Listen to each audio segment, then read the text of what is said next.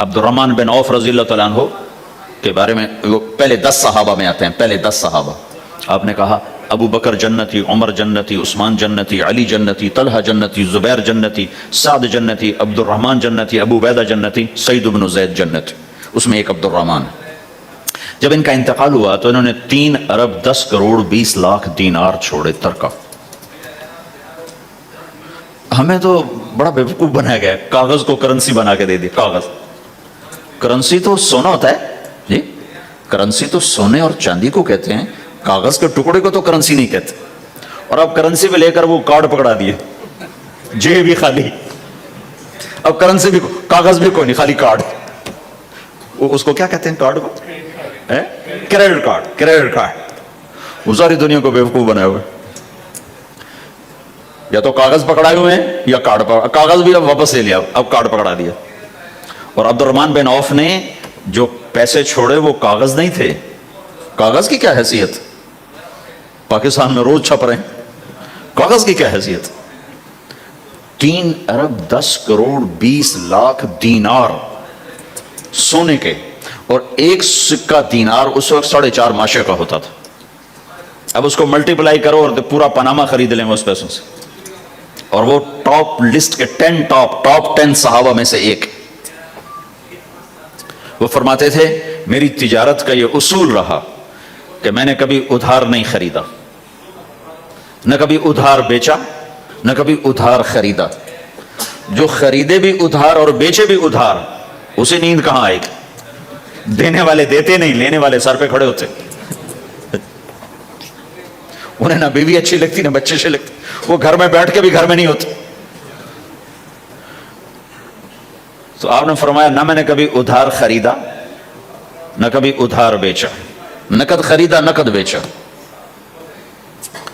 دوسرا میرا اصول یہ رہا کہ میں نے کبھی سٹاک نہیں کیا، جب مجھے پروفٹ ملا میں نے فوراً بیچ دیا. انتظار نہیں کیا 1 ہفتے بعد بیچوں گا ریٹ بڑھ جائے گا. جس دن مجھے پروفٹ ملا، 1 پیسہ بھی ملا تو میں نے فوراً بیچ دیا.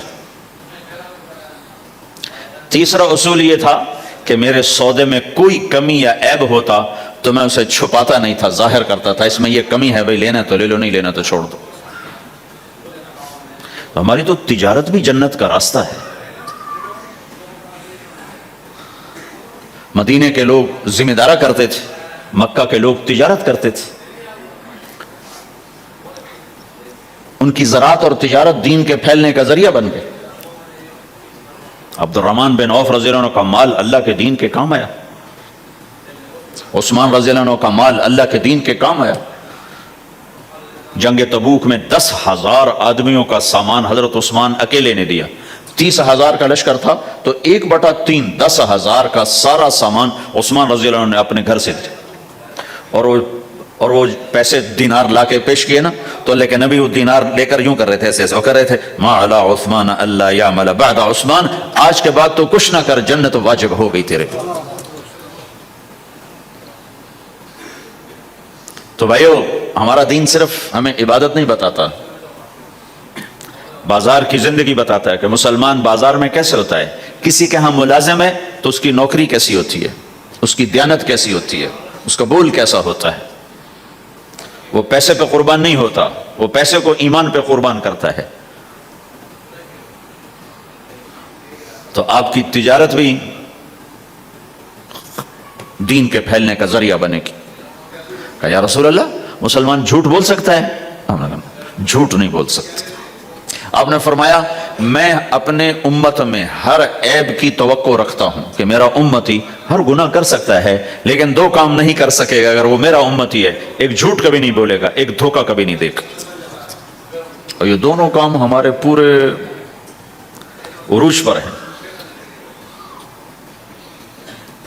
تو مسلمان دھوکہ نہیں دیتا کسی کو، مسلمان جھوٹ نہیں بولتا.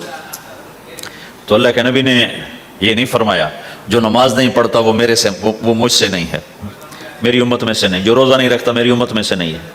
زکوٰۃ نہیں دیتا میری امت میں سے، یہ نہیں کہا. آپ نے کہا من غش فلیس منا، جس نے کسی کو دھوکہ دیا وہ میری امت میں سے نہیں، میری امت سے خارج. تو آپ کی تجارت پاناما میں ایسی تجارت ہو کہ وہ اسلام کا بولتا ثبوت بن جائے.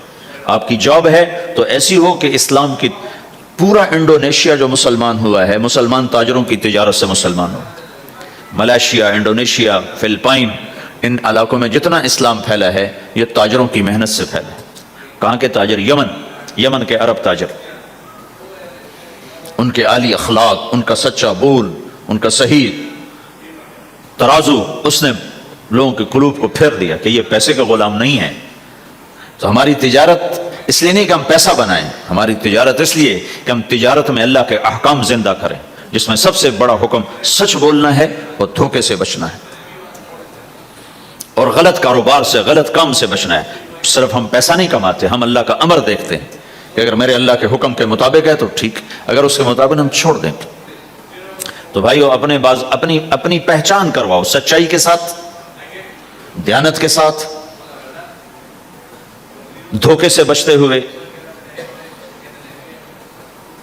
ایک تاجر مجھے بڑے فخر سے بتا رہا، فیصل آباد کی بات، کہ جی میں صبح صبح قرآن پڑھ رہا تھا دکان پہ بیٹھا ہوا، کپڑے کا تاجر.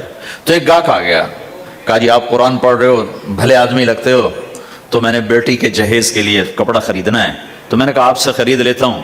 تو وہ پھر ہنس کے کہنا جی میں نے جی 16 روپے میٹر والا کپڑا 48 روپے میٹر میں بیچ دیا. میں نے کہا واہ بھائی واہ، قرآن کی قیمت بڑی تھوڑی لگائی تھا.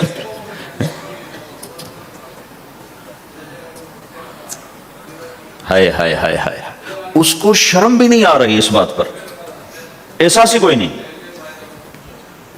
کہ اس نے قرآن پڑھتے دیکھ کر اعتماد کیا، اور اس نے قرآن سے ہی اس کو دھوکہ دیا کہ پورے بازار میں 16 روپے گز ہے وہ کپڑا، وہ 48 روپے اس کو بیچ رہا ہے.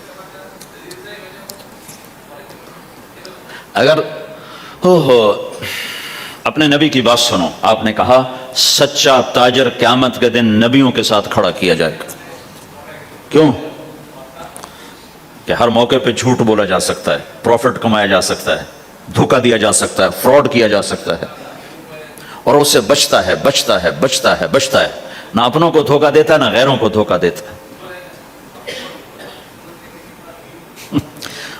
جب انگریز کا دور تھا تو وہ ایک دلی میں ایک جیب کترا تھا، جیب کاٹنے والا، تو وہ یہ سکھایا کرتا تھا لڑکوں کو، پھر ان کو بھیجتا تھا. تو اس کا ایک چیلا شام کو صرف 2 روپے لے کر آیا، 2 روپے لے کر. تو اس نے کہا بے وقوف، آج سارے دن کی کمائی 2 روپے؟ کہ استاد آج بہت بڑا مال مارا تھا، لیکن میں نے دیکھا تو وہ ایک گورا تھا، انگریز تھا. تو مجھے خیال آیا اگر قیامت کے دن عیسیٰ علیہ السلام نے میرے نبی کو گلہ دے دیا کہ تیرے امتی نے میرے امتی کی جیب کاٹی تھی، تو میں اپنے نبی کو کیا جواب دوں گا؟ تو میں نے جا کر اس کو واپس کر دیا. ابھی اپنے کے کھسکا کے لایا ہوں 2 روپے. تو پچھلے زمانے کے تو چور بھی ایسے خوددار ہوتے تھے، اب تو نمازی ایسے غیرت کہاں پھینک کے آ گئے ہیں، ماتھے پہ محراب ہوتا ہے اور دھوکے میں سب سے اول ہوتے.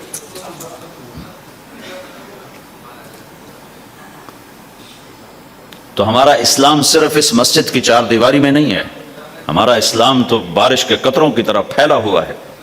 آسمان کی بلندی ہے، آسمان کی وسعت ہے، جیسے اس سے زیادہ ہمارے دین کی وسعت ہے. تو آپ کسی دفتر میں ہو یا اپنے کاروبار میں ہو تو اس میں بھی اللہ کے نبی نے آپ کو طریقہ بتایا ہے. تو بازار کے اخلاق ہیں مسکرانا نہیں، بازار کے اخلاق ہیں سچ بولنا، صحیح دینا، صحیح تولنا، صحیح سودے کا عیب بتانا.